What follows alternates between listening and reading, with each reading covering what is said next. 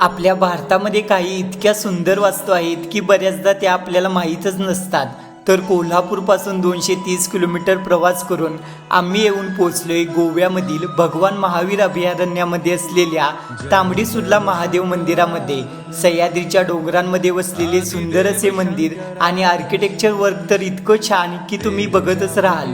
12व्या शतकात बांधलेले कदम शैलीतील हे मंदिर घनदाट जंगलामध्ये असल्यामुळे जेव्हा पोर्तुगीजांनी गोव्यामधील 350 पेक्षा जास्त मंदिरे नष्ट केली तेव्हा त्यांना हे मंदिर सापडलंच नाही.